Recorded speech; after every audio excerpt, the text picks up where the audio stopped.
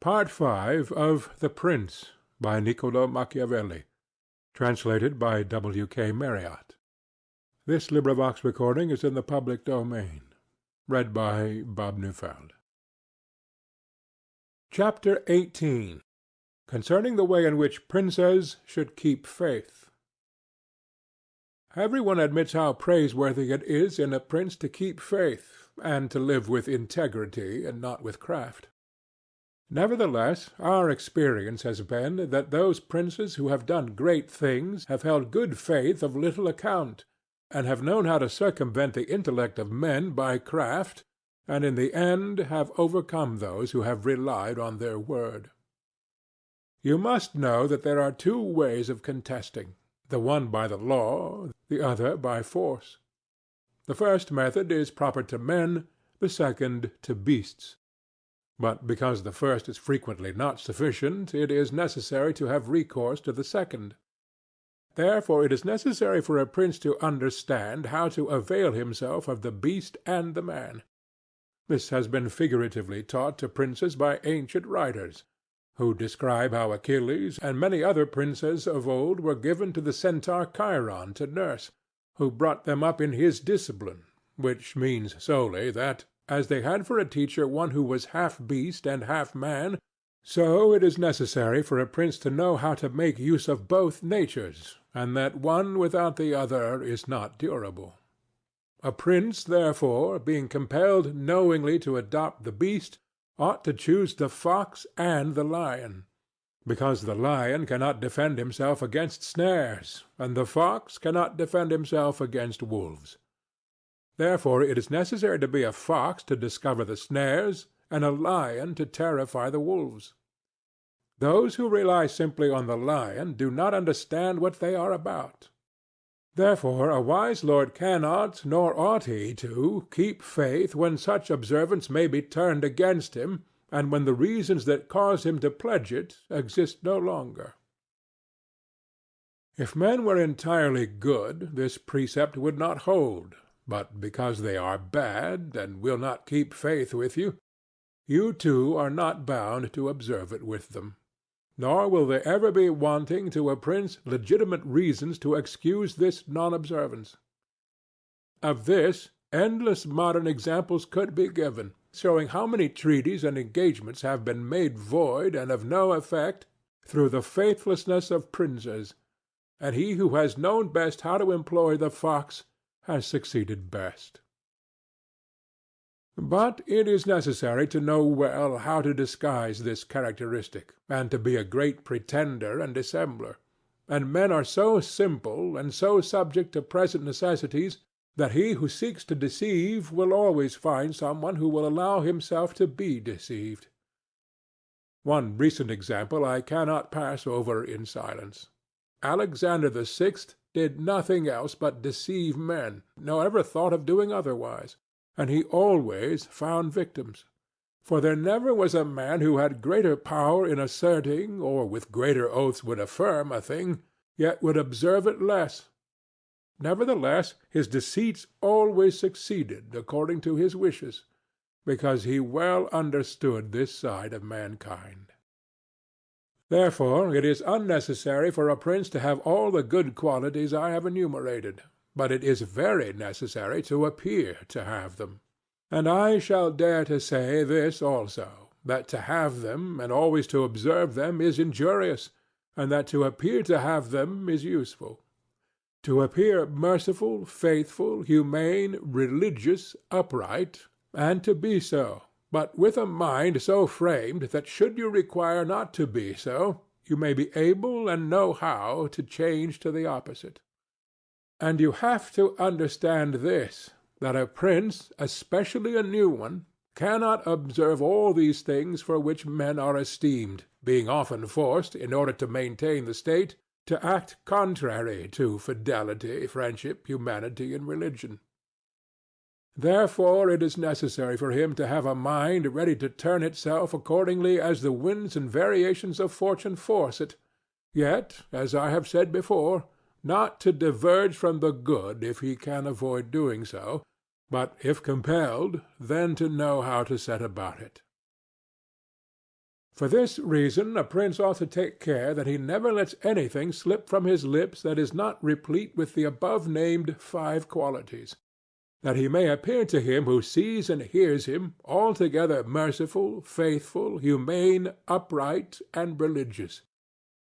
There is nothing more necessary to appear to have than this last quality, inasmuch as men judge generally more by the eye than by the hand, because it belongs to everybody to see you, to few to come in touch with you.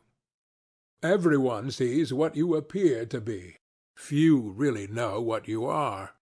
And those few dare not oppose themselves to the opinion of the many, who have the majesty of the state to defend them. And in the actions of all men, and especially of princes, which it is not prudent to challenge, one judges by the result. For that reason, let a prince have the credit for conquering and holding his state, the means will always be considered honest, and he will be praised by everybody, because the vulgar are always taken by what a thing seems to be, and by what comes of it. And in the world there are only the vulgar, for the few find a place there only when the many have no ground to rest on. One prince of the present time, whom it is not well to name, never preaches anything else but peace and good faith, and to both he is most hostile, and either, if he had kept it, would have deprived him of reputation and kingdom many a time.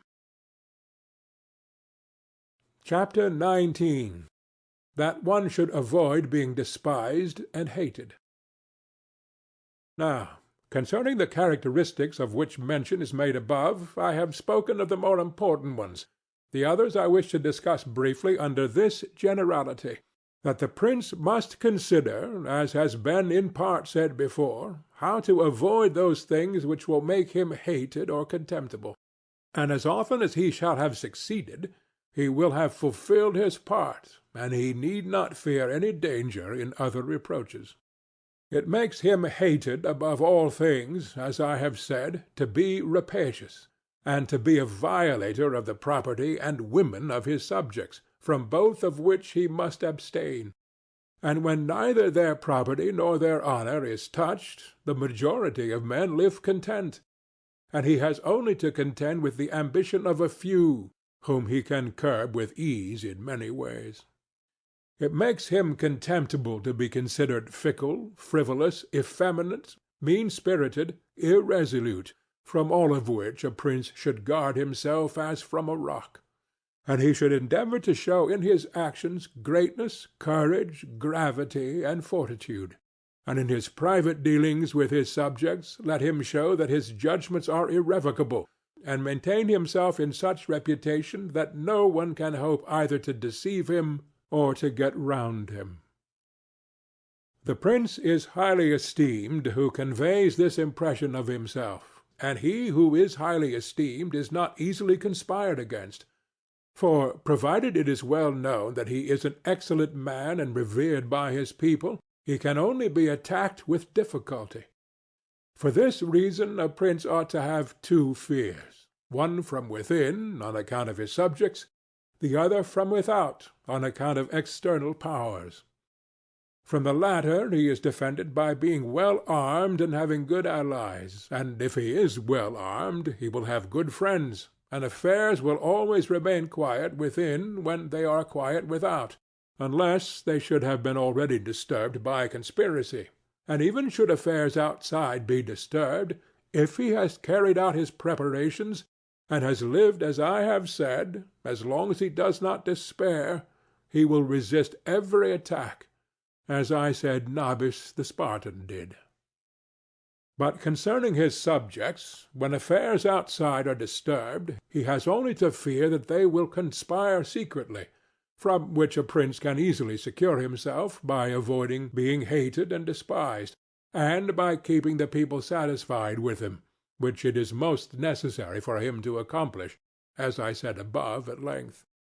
And one of the most efficacious remedies that a prince can have against conspiracies is not to be hated and despised by the people, for he who conspires against a prince always expects to please them by his removal, But when the conspirator can only look forward to offending them, he will not have the courage to take such a course, for the difficulties that confront a conspirator are infinite.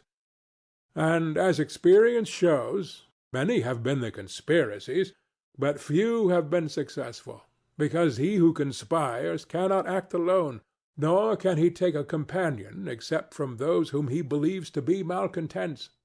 And as soon as you have opened your mind to a malcontent, you have given him the material with which to content himself, for by denouncing you he can look for every advantage. So that, seeing the gain from this course to be assured, and seeing the other to be doubtful and full of dangers, he must be a very rare friend, or a thoroughly obstinate enemy of the prince, to keep faith with you. And, to reduce the matter into a small compass, I say that, on the side of the conspirator, there is nothing but fear, jealousy, prospect of punishment, to terrify him. But on the side of the prince there is the majesty of the principality, the laws, the protection of friends, and the state to defend him. So that, adding to all these things the popular goodwill, it is impossible that any one should be so rash as to conspire. For whereas in general the conspirator has to fear before the execution of his plot, in this case he has also to fear the sequel to the crime, because on account of it he has the people for an enemy, and thus cannot hope for any escape. Endless examples could be given on this subject, but I will be content with one, brought to pass within the memory of our fathers. Messer Annibale Bentivogli, who was prince in Bologna, grandfather of the present Annibale, having been murdered by the Caneschi, who had conspired against him, not one of his family survived but Messer Giovanni, who was in childhood. Immediately after his assassination, the people rose and murdered all the Caneschi. This sprung from the popular goodwill which the house of Bentivogli enjoyed in those days in Bologna, which was so great that, although none remained there after the death of Annibale who was able to rule the state, the Bolognese, having information that there was one of the Bentivogli family in Florence, who up to that time had been considered the son of a blacksmith, sent to Florence for him, and gave him the government of their city, and it was ruled by him until Messer Giovanni came in due course to the government. For this reason, I consider that a prince ought to reckon conspiracies of little account when his people hold him in esteem. But when it is hostile to him, and bears hatred towards him, he ought to fear everything and everybody. And well-ordered states and wise princes have taken every care not to drive the nobles to desperation, and to keep the people satisfied and contented, for this is one of the most important objects a prince can have. Among the best ordered and governed kingdoms of our times is France, and in it are found many good institutions on which depend the liberty and security of the king. Of these the first is the Parliament and its authority, because he who founded the kingdom, knowing the ambition of the nobility and their boldness, considered that a bit to their mouths would be necessary to hold them in, and on the other side, knowing the hatred of the people, founded in fear against the nobles, he wished to protect them, yet he was not anxious for this to be the particular care of the king. Therefore, to take away the reproach which he would be liable to from the nobles by favoring the people, and from the people for favoring the nobles, he set up an arbiter, who should be one who could beat down the great and favor the lesser without approach to the king. Neither could you have a better or a more prudent arrangement, or a greater source of security to the king and kingdom. From this one can draw another important conclusion, that princes ought to leave affairs of reproach to the management of others, and keep those of grace in their own hands. And further, I consider that a prince ought to cherish the nobles, but not so as to make himself hated by the people. It may appear, perhaps, to some who have examined the lives and deaths of the Roman emperors, that many of them would be an example contrary to my opinion, seeing that some of them lived nobly and showed great qualities of soul. Nevertheless they have lost their empire, or have been killed by subjects who have conspired against them. Wishing, therefore, to answer these objections, I will recall the characteristics of some of the emperors, and will show that the causes of their ruin were not different to those alleged by me. At the same time I will only submit for consideration those things that are noteworthy to him who studies the affairs of those times. It seems to me sufficient to take all those emperors who succeeded to the empire after Marcus the philosopher, down to Maximinus. They were Marcus and his son Commodus, Pertinax, Julian, Severus and his son Antoninus Caracalla, Macrinus, Heliogabalus, Alexander, and Maximinus. There is first to note that, whereas in other principalities the ambition of the nobles and the insolence of the people only have to be contended with, the Roman emperors had a third difficulty, in having to put up with the cruelty and avarice of their soldiers, a matter so beset with difficulties that it was the ruin of many. For it was a hard thing to give satisfaction both to soldiers and people, because the people loved peace, and for this reason they loved the unaspiring prince, whilst the soldiers loved the warlike prince, who was bold, cruel, and rapacious, which qualities they were quite willing he should exercise upon the people, so that they could get double pay and give vent to their own greed and cruelty. Hence it arose that those emperors were always overthrown who, either by birth or training, had no great authority, and most of them, especially those who came new to the principality, recognizing the difficulty of these two opposing humours, were inclined to give satisfaction to the soldiers, caring little about injuring the people. Which course was necessary, because, as princes cannot help being hated by some one, they ought, in the first place, to avoid being hated by every one, and when they cannot compass this, they ought to endeavour with the utmost diligence to avoid the hatred of the most powerful. Therefore, those emperors who, through inexperience, had need of special favour, adhered more readily to the soldiers than to the people, a course which turned out advantageous to them or not, accordingly as the prince knew how to maintain authority over them. From these causes it arose that Marcus, Pertinax, and Alexander, being all men of modest life, lovers of justice, enemies to cruelty, humane and benignant, came to a sad end, except Marcus. He alone lived and died honoured, because he had succeeded to the throne by hereditary title, and owed nothing either to the soldiers or the people, and afterwards, being possessed of many virtues which made him respected, he always kept both orders in their places whilst he lived, and was neither hated nor despised. But Pertinax was created emperor against the wishes of the soldiers, who, being accustomed to live licentiously under Commodus, could not endure the honest life to which Pertinax wished to reduce them. Thus, having given cause for hatred, to which hatred there was added contempt for his old age, he was overthrown at the very beginning of his administration. And here it should be noted that hatred is acquired as much by good works as by bad ones. Therefore, as I said before, a prince wishing to keep his state is very often forced to do evil, for when that body is corrupt whom you think you have need of to maintain yourself, it may be either the people or the soldiers, or the nobles, you have to submit to its humours and to gratify them, and then good works will do you harm. But let us come to Alexander, who was a man of such great goodness that among the other praises which are accorded him is this, that in the 14 years he held the empire, no one was ever put to death by him unjudged. Nevertheless, being considered effeminate and a man who allowed himself to be governed by his mother, he became despised, the army conspired against him, and murdered him. Turning now to the opposite characters of Commodus, Severus, Antoninus Caracalla, and Maximinus, we will find them all cruel and rapacious, men who, to satisfy their soldiers, did not hesitate to commit every kind of iniquity against the people, and all, except Severus, came to a bad end.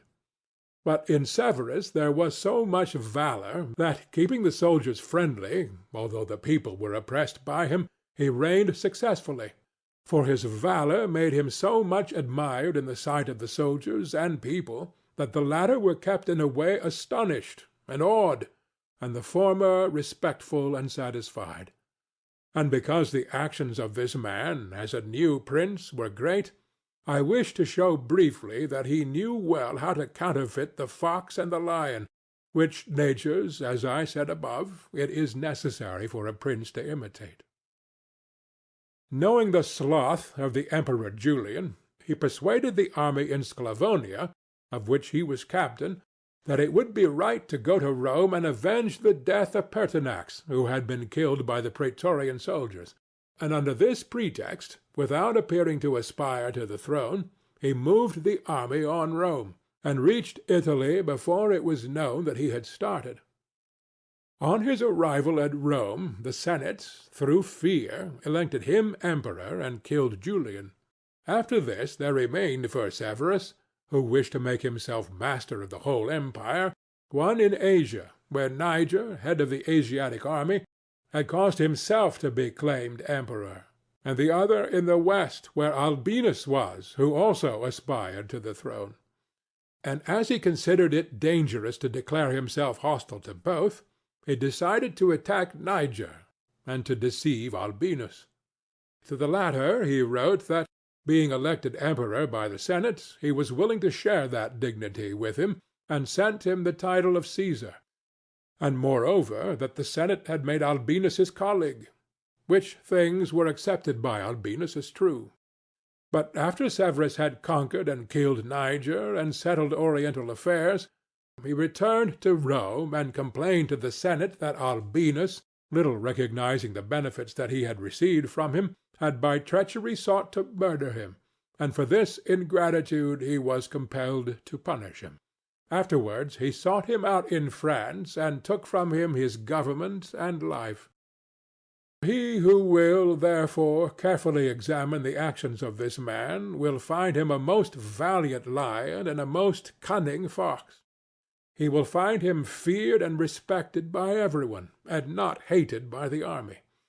And it need not be wondered at that he, a new man, was able to hold the empire so well, because his supreme renown always protected him from that hatred which the people might have conceived against him for his violence.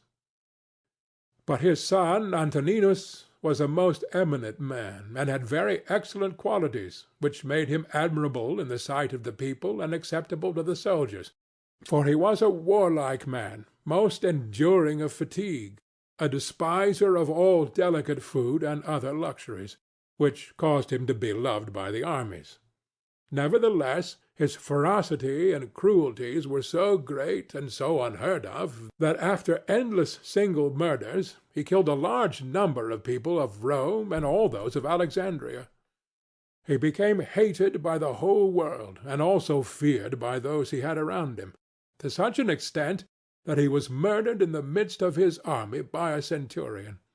And here it must be noted that such like deaths, which are deliberately inflicted with a resolved and desperate courage, cannot be avoided by princes, because any one who does not fear to die can inflict them. But a prince may fear them the less because they are very rare. He has only to be careful not to do any grave injury to those whom he employs or has around him in the service of the state. Antoninus had not taken this care, but had contumeliously killed a brother of that centurion, whom he also daily threatened, yet retained in his bodyguard, which, as it turned out, was a rash thing to do, and proved the emperor's ruin.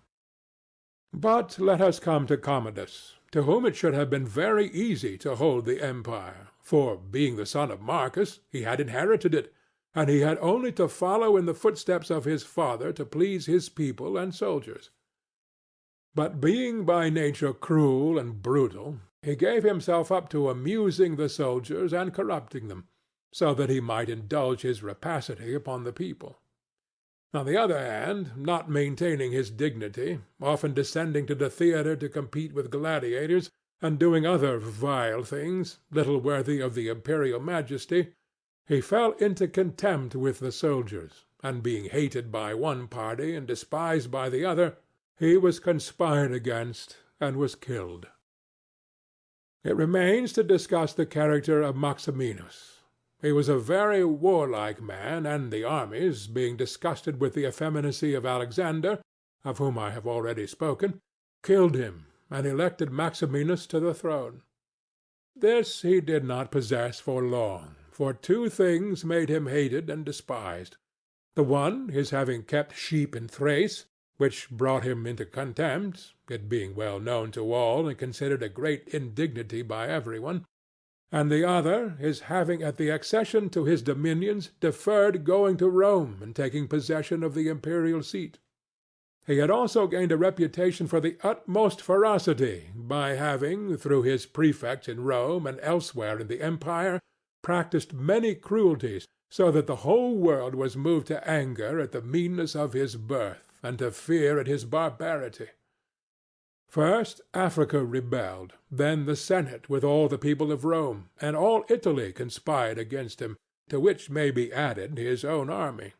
This latter, besieging Aquileia and meeting with difficulties in taking it, were disgusted with his cruelties, and fearing him less when they found so many against him, murdered him. I do not wish to discuss Heliogabalus, Macrinus, or Julian, who, being thoroughly contemptible, were quickly wiped out. But I will bring this discourse to a conclusion by saying that princes in our own times have this difficulty of giving inordinate satisfaction to their soldiers in a far less degree, because, notwithstanding one has to give them some indulgence, that is soon done. None of these princes have armies that are veterans in the governance and administration of provinces, as were the armies of the Roman Empire.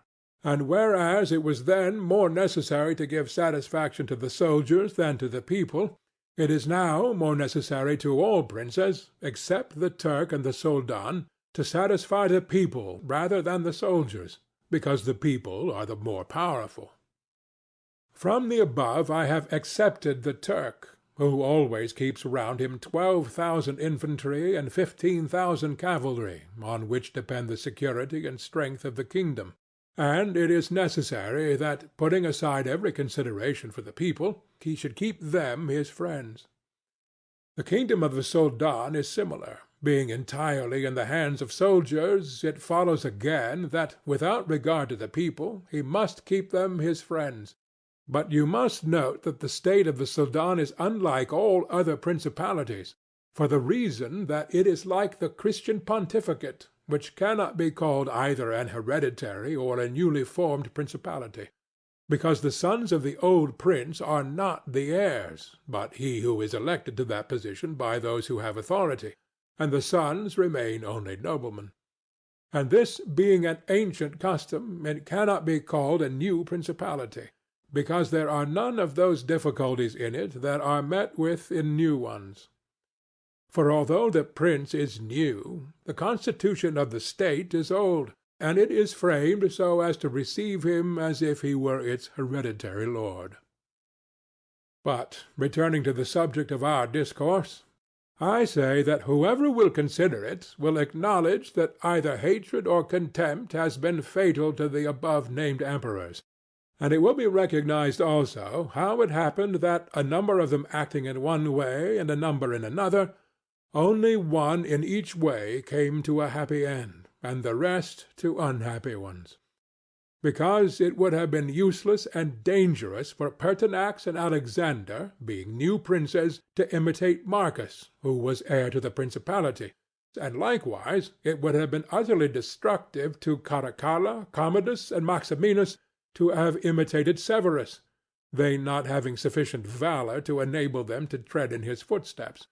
Therefore a prince new to the principality cannot imitate the actions of Marcus, nor again is it necessary to follow those of Severus, but he ought to take from Severus those parts which are necessary to found his state, and from Marcus those which are proper and glorious, to keep a state that may already be stable and firm.